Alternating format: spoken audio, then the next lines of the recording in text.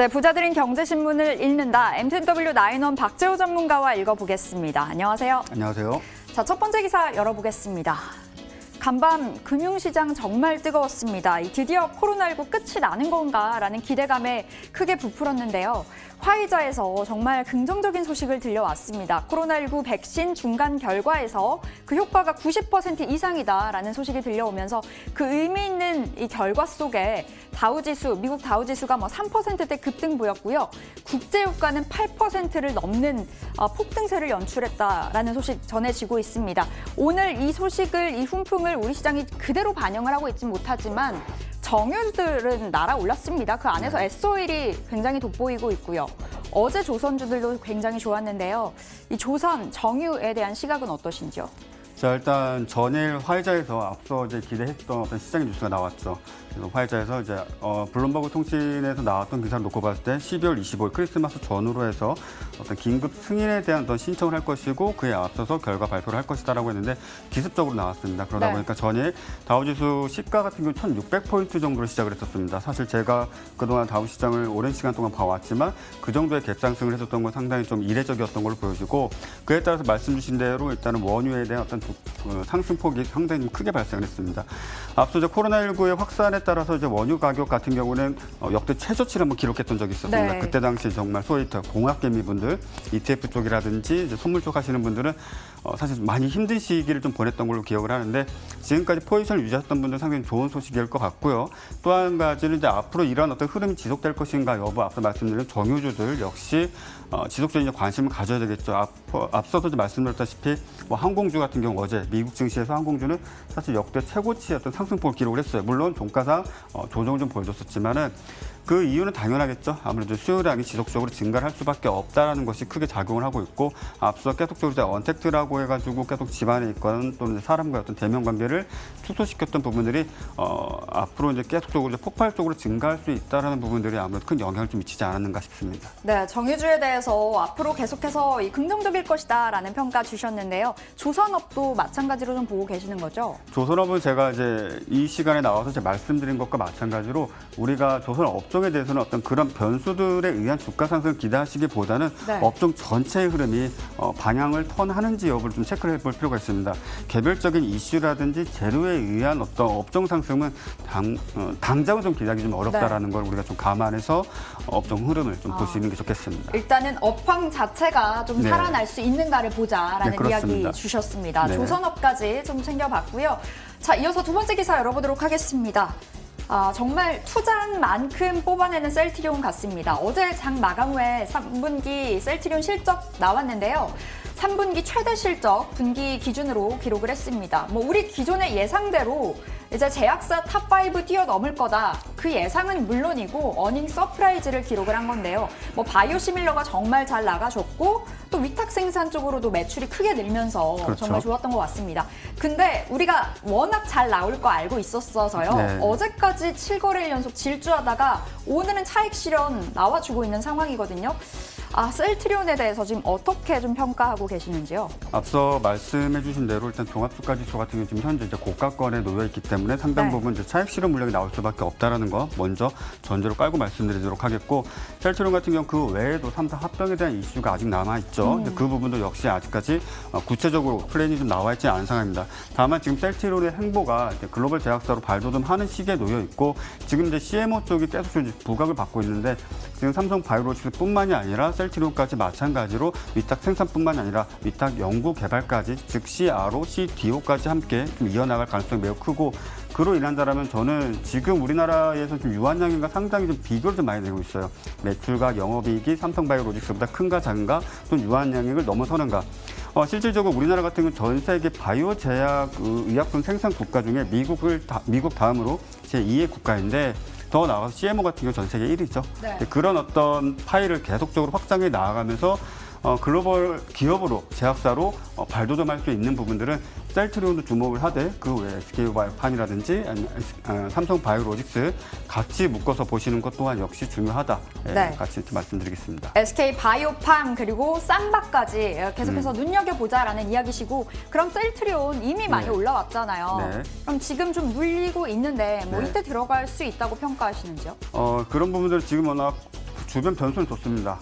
시장 여건도 좋고 다만 지금서부터는 가격적인 측면에서 수급과 함께 어떤 기술적 분석이 좀 들어가야 되는 시점입니다. 네. 즉 좋은 가격에 유리한 가격에 매수를 해야 되기 때문에 지금 현재 시점 조금 더 눌림이라든지 조정을 좀 기대하시고 일정 부분 횡보 시간을 확인하신 뒤에 외인과 기관의 어떤 수급 상황, 지난 3일간 쌍끌이 매수가 연일 계속 들어오면서 셀트리온도 그에 따라서 수급상이 상당히 좀 좋았었는데 지금 저점 대비 상승폭이 어느 정도 있는지라 되도록이면 지금 차익 실현 물량 나올 때는 관망을 좀 유지하시는 게 네. 좋겠다라고 말씀드리겠습니다. 네, 셀트리온 좋다라는 이야기, 그러니까 앞으로 더 간다라는 관점이신 것 같은데요. 그래도 너무 많이 올랐습니다. 일단은 조금 더 지켜본 후에 좀 눌렸을 때 진입을 해보도록 할게요.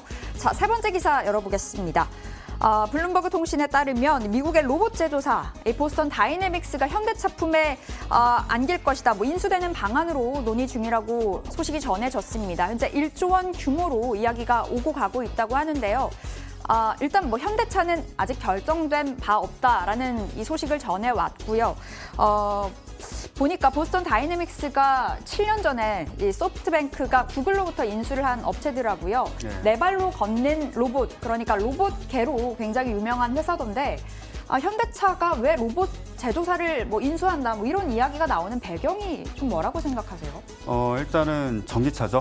네. 전기차 같은 경우는 기존 내연기관 차량 대비 때 부품수가 현저히 적죠. 제조 시간이라든지 제작을 하는 시간이 상대적으로 매우 적습니다.